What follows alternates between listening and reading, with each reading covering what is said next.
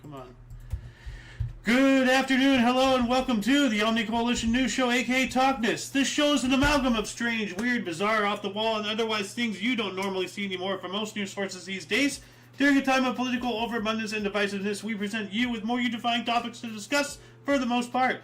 For links to those articles, to music in the background, and anything else potentially interesting, check the underbar of the description below. Anyway, I am Alexander, and you viewer are you. Today is Thursday, aka Friday, June 16th, 2023. So let's get into the news today, shall we? Starting us off here in Oddity Central, this weird rifle-shaped photography cage looks like a very bad idea. Yeah, I've seen the picture, and you'll see here in a second, but you can already see the scope, yeah. It says here, the TOCNS is an unusual camera cage for photography enthusiasts who need multiple mounting points for various accessories, as well as stability and better camera handling. It's also shaped like an assault rifle. If you're a photographer who's also into guns, you'll probably love this design of the TOCNS. It combines the functionality and convenience of a high-quality camera cage with the aesthetics of a modern assault rifle. It even features a trigger to activate the shutter or lock the cage to ensure that the shutter doesn't accidentally get pressed. You actually use it by pressing the stock against your shoulder and looking into the camera display as you would into a gun scope, and then press the trigger to shoot, as in take a picture. But can you imagine using one of these things around police? Yeah, I'm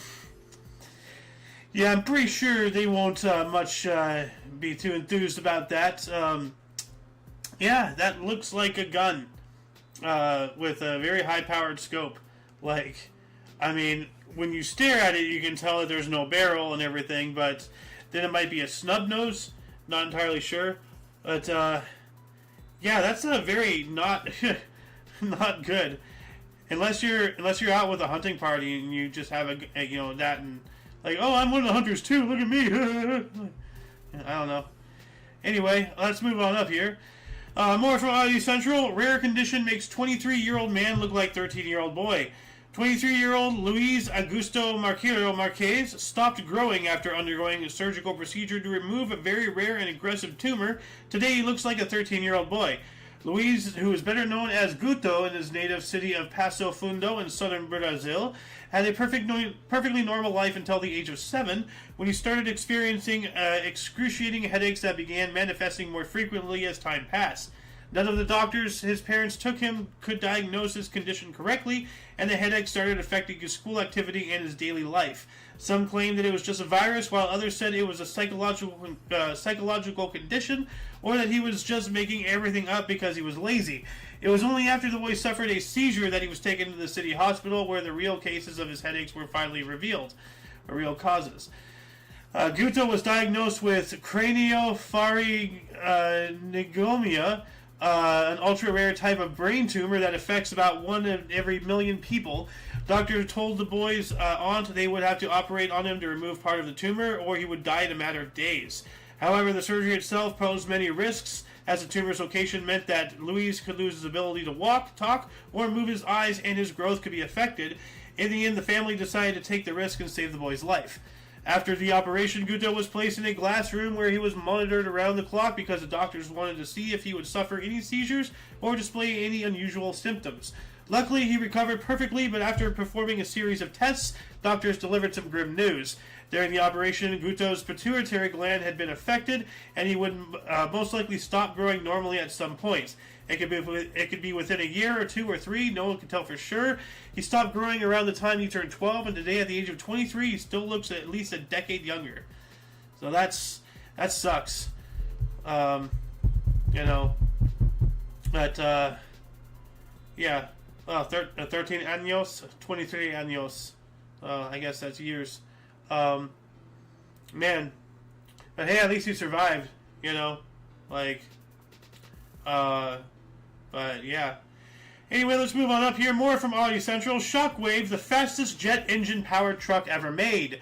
Trucks aren't usually built for speed, but in the right hands, they can become faster than any commercially available supercar, and there's no better proof than the legendary Shockwave, the fastest truck ever built. Originally built by the legendary Les Shockley in 1984, Shockwave was modified by Darnell Racing Enterprises and is still the Guinness record holder for the world's fastest jet truck. The heavily modified Peterbilt Semi had literally nothing under the hood, but that's because a jet truck doesn't need a diesel engine. Instead, this power plant on wheels featured 3 Pratt & Whitney J58S jet engines at the back, which could develop a total of 36,000 bhp, bird horsepower, I don't know, to propel Shockwave forward at, well, shocking speeds. It could cover a quarter mile in 6.5 seconds, while a supercar like the Lamborghini Aventador does it in only 10.4 seconds. So, wow. Yeah, a jet engine powered truck. That's, yeah, let's check a video out of this. Wow. Dude, it sounds like an F-16 prepping for takeoff, but it's a freaking truck! What is this madness? Oh my god. Wow.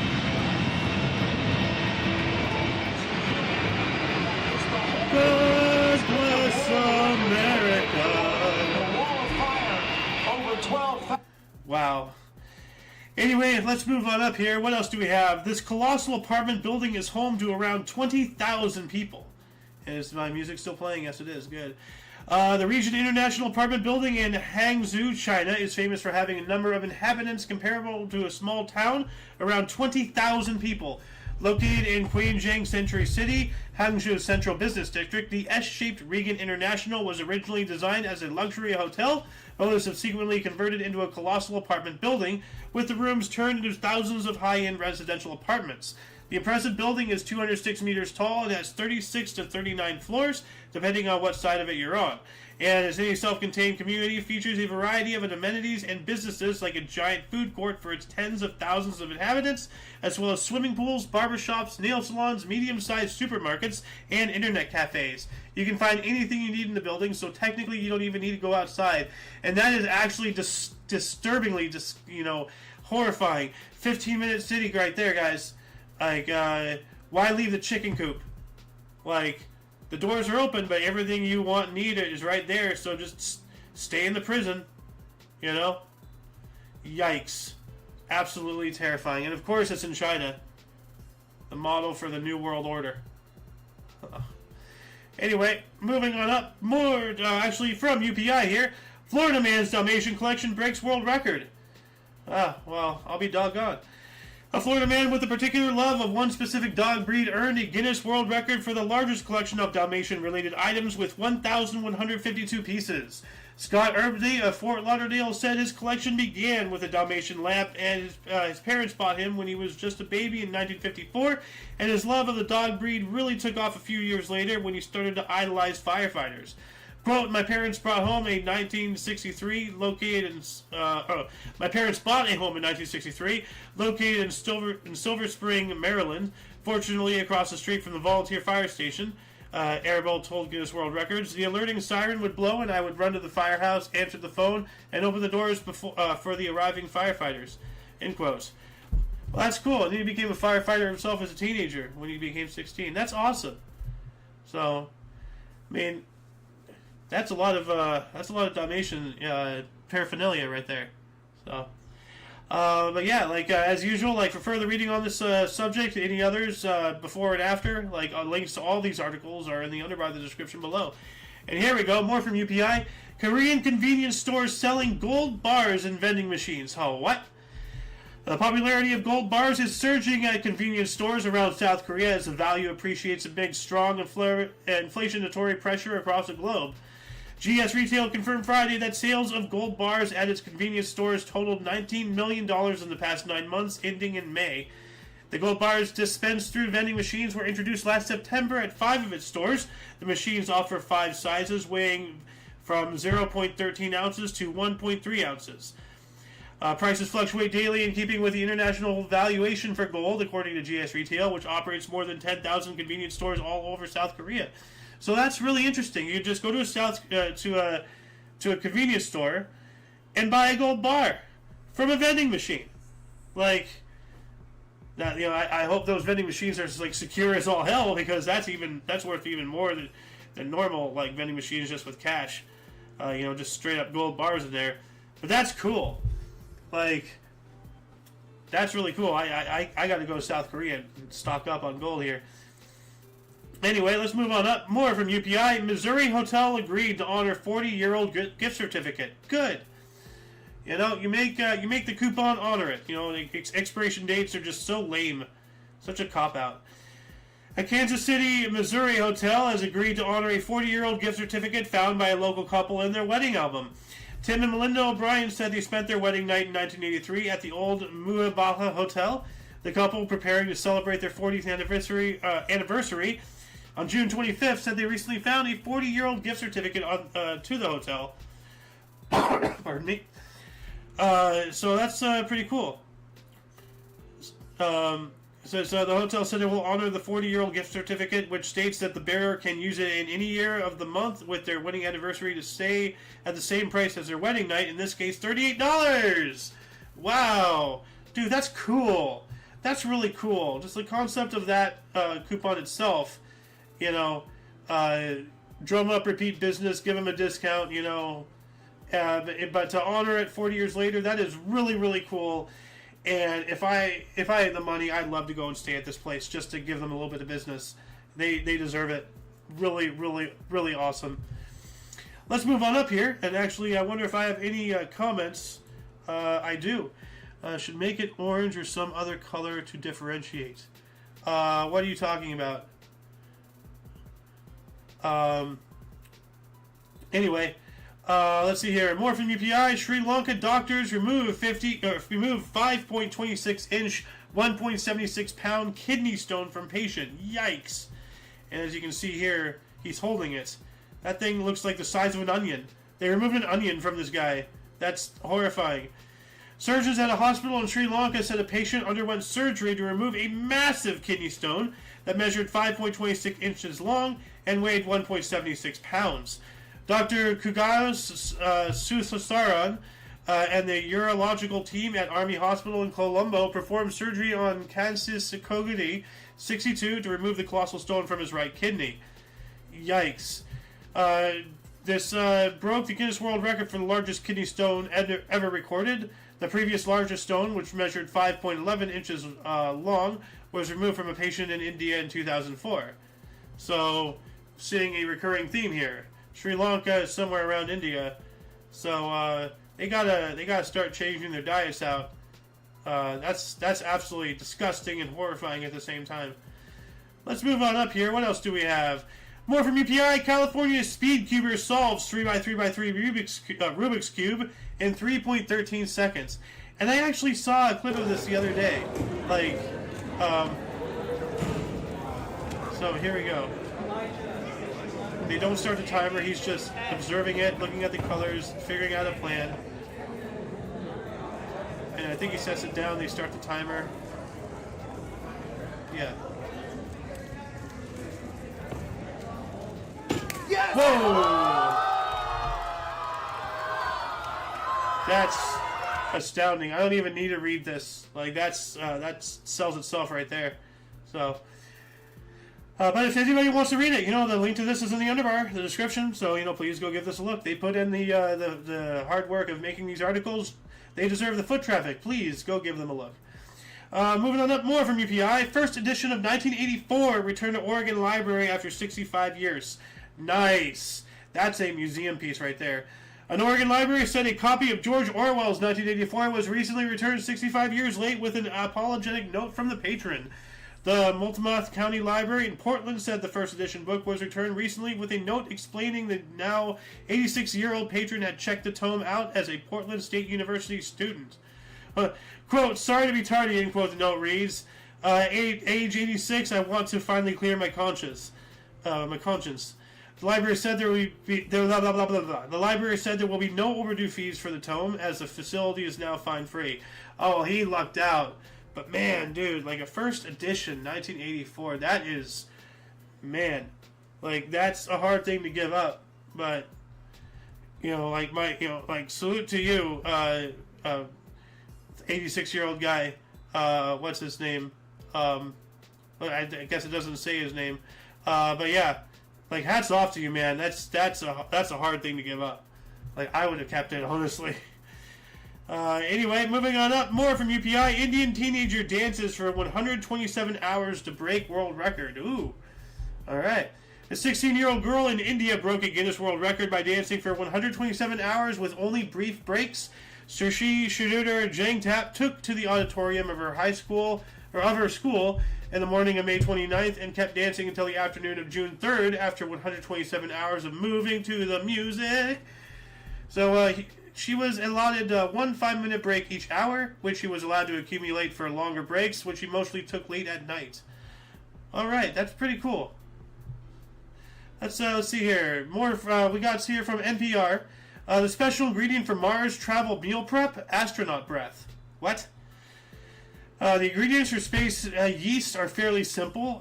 Astronaut breath, water, yeast starter, electricity, a rolling pin, and we can make it happen. Stafford Sheehan, a finalist in the NASA-sponsored Deep Space Food Challenge, told NPR.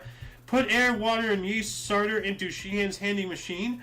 Wait about 2 hours and voila, a protein shake textured yeast that can be dried and rolled into pasta or tortillas. This is where the rolling pin comes in. So she had, back in 2017, she had invented a process that can turn carbon dioxide into alcohol, which can then be turned into vodka, perfume, and yeast. His company, Air Company, which he founded with his friend Gregory Constantine, is now in third and final phase of the international contest to create novel, game-changing food technologies for long-term space missions. All right. We're getting ready to go to Mars. Well, at least, the rich people are. Not us, of course. But, we inherit the world they destroy. That's how it goes. Moving on up to Associated Press. Drug syndicate hid meth in Canadian maple syrup. Canola oil bound for down under, authorities say. Alright, so, your maple syrup's already good, Canada, and that's kind of what you're known for, other than moose and hockey. And being the United States' hat, or trucker cap, so to speak. But you don't need to put methamphetamine into that. A drug syndicate that tried to smuggle tons of methamphetamine from Canada to Australia and New Zealand by hiding it in shipments of maple syrup and canola oil has had its ruse busted, authorities said Thursday. Authorities from the three nations said they worked together for more than 5 months to unravel the elaborate scheme that was worth billions of dollars. Authorities in New Zealand and Australia say they made a dozen arrests and expect more to come, while Canadian authorities said they are still investigating the case and aren't providing all the details. Australian police said they intercepted 4 separate hauls of meth weighing more than 6 tons and filed charges against 6 men. So, wow. They said that in January, Canadian authorities alerted them that 2,900 liters, or 766 gallons, of liquid meth had been hidden in 180 bottles of canola oil bound for Australia. Oh, man, and it goes on from there. So, please, click the link in the underbar of the description below to get the full story. That's wild. It's a drug syndicate busted. That doesn't happen every day. Coming out of Canada, going to Australia and New Zealand, no less. I got to send that to Alice. So hold on. Give me un momento. I need to send Alice a DM, and there it is. All right. Moving on up, more from AP. Illinois man charged after telling police he shot himself in the leg during a dream about home intruder. Are you sleeping with your hopefully my recording is still recording. Are you sleeping with your gun in your hand? That's weird. And I said hopefully my recording is recording because my screen just died for half a second there. Let's see here. A suburban Chicago man is facing firearm charges after he told officers he accidentally shot himself in the leg while dreaming that an intruder was breaking into his home, police said. The Lake Barrington man was charged about 2 months after Lake County Sheriff's deputies were called to his home on April 10th on a report about a person with a gunshot wound. Deputies who found this... Come on, screen. Stop doing that. Let's go. Deputies who found a 62-year-old man with a gunshot wound to one of his legs applied a tourniquet to the limb because he, quote, was losing a significant amount of blood, end quote, before being hospitalized, police said. Wow. So, but yeah, what do you do? Are you coddling your gun, while you're snooze cruising? That's cruising for a bruising with that man, or for a bullet in the leg in this case. Anyway, more from AP. No more rides to hell on bus 666 in Poland. Aww. From Warsaw, Poland, there will be no more going to hell on bus 666. The bus to the town of Hell on Poland's Baltic coast has long been popular with tourists, but some Christian and come on, screen, stop it. Some Christian conservatives have protested the number signifying the devil on a bus leading to a place that sounds like the word hell in English. The local bus operator, PKS Gdynia, announced this week that bus 666 will no longer run to hell. It said it had flipped the last number and would now run the line under the number 669 starting on June 24th. Local media said the bus company acted under the pressure of Christian groups who had pushed for the change, but were already thinking of returning to the old number amid a public outcry over the change. Yeah, you should put it back. You know, don't cave to the masses, like especially the Christians. Like they'll yeah, like everybody will take over. Like so, no, especially anybody. Like when you give a mouse a cookie, yeah. Anyway, moving on up from Ripley's. Family finds hidden crawl space with 1 million pennies inside. Wow. That's a lot. What would you do if you found 1 million pennies? A family in California found a gigantic hidden stash of the copper coins, but they are having a difficult time cashing them in. Even banks do not want to deal with the hassle of all those pennies, which would take 2 to 3 trucks to move. Some of the coins are still contained in bank-sealed bags and boxes. Some are from financial institutions that no longer exist. Wow. So if they have a worth 1,000 words from here from ABC. I'm not going to play it because it might be copyright. But please, I'm gonna watch this after the show here. That's how much money is $10,000. Wow, that's a hell of a find. You know, for $10,000, I'll hand roll all of those pennies or something. I don't know. Anyway, let's move on up here. 400 plus ancient Maya cities connected by superhighways. President Dwight D. Eisenhower signed legislation to fund the U.S. Interstate Highway System, the IHS, on June 29, 1956. This move satisfied a decades-old dream of uniting the nation from sea to shining sea. It also killed a couple of birds with one stone. First, it provided escape routes for U.S. citizens should the Cold War deteriorate into a nuclear conflict. Second, it led to Eisenhower to capitalize on lessons learned from Europe's Autobahn and the first transcontinental motor convoy. You know, sorry to say, thank you, Hitler, for the invention of freeways. Eisenhower's efforts birthed Route 66, one of the niftiest developments of his post-World War II America, and it sparked a car culture wildfire that continues to burn today. Think Fast and Furious, Gone in 60 Seconds, and Ford versus Ferrari. But scientists recently revealed the U.S. has nothing on the Mesoamerica regarding the first superhighways. Here's what you need to know about the ancient transportation network that once united 400-plus Maya cities. So all roads lead to El Mirador. So what is this? So this is a short video on the TOCNS that I'm not going to watch because that's a company I do not approve of. But using LiDAR tech, this is interesting.